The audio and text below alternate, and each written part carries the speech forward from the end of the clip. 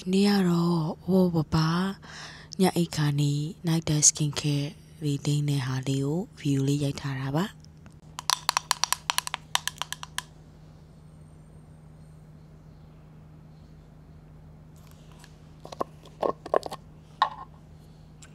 ဒီဟာလေးက cream type လေးပေါ့နော်သူကကြတော့ balm type လို့ခေါ်တာပေါ့ cream type ဆိုတာတဲ့ဒီ balm type လေးကိုမျက်နှာပေါ်မှာလိမ့်ထားတဲ့ makeup တွေအကုန်လုံးအရေးပြောကြသွားတယ်လုံးဝသူကကြတော့ဘာညသုံးနေတာတော့ကိုဟိုကြပြီပေါ့နော်10စုနှစ်လောက်ကိုရှိတော့မယ်ဒါတွေက balm type မို့လို့အကုန်လုံးစီအနေနဲ့အကုန်လုံးပျော်ကြသွားပြီးတော့လုံးဝအပေါ်ကနေတုတ်လိုက်ရုံနေပေါ့နော်ခွန်ညောကတော့ cleansing လုပ်တဲ့အခါမှာတစ်ဖက် cleansing အမြဲလုပ်ဖြစ်ပါတယ်ဒါလေးကိုတိတိကျကျမျက်နှာကိုတက်ဆင်ပြီးတဲ့အခါမှာခွန်ညောထပ်ပြီးတော့ cleansing water လေးကိုထပ်ပြီးတော့သုံးပါတယ်ဒါမှသာပို့ပြီးတော့စင်တယ်လို့ခံစားရလို့ပေါ့နော် cleansing water လေးကိုကြတော့ခွန်ညောကဒီ cleansing device လေးကိုသုံးပါတယ်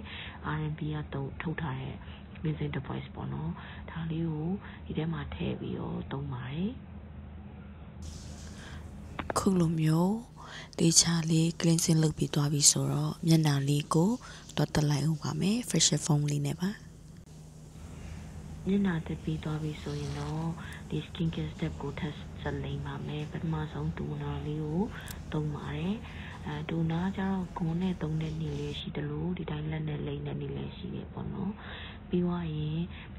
serum booster လေးကိုသုံးပါတယ်နောက်မှလိမ့်တဲ့ skin care တွေပို့ပြီးတော့စိတ်ဝင်မြန်အောင်ပါ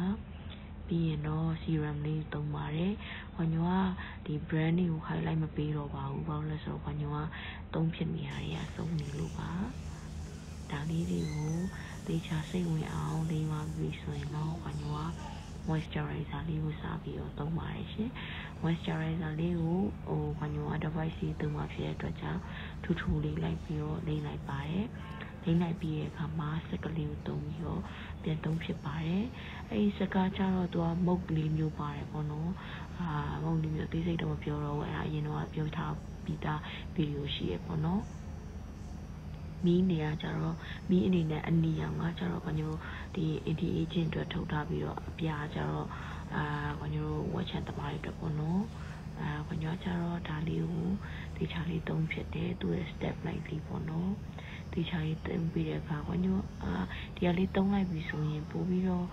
skin care ရလက်ကပိုတည်တာတယ်လို့ခံစားရလို့ပါဒီလိုဆိုရင်တော့ဘာညိုရဲ့နေ့စဉ်လုပ်ဖြစ်နေကြ skin care night time skin care routine နဲ့ပြီးပါပြီရှင်အားလုံးပဲကျေးဇူးပါ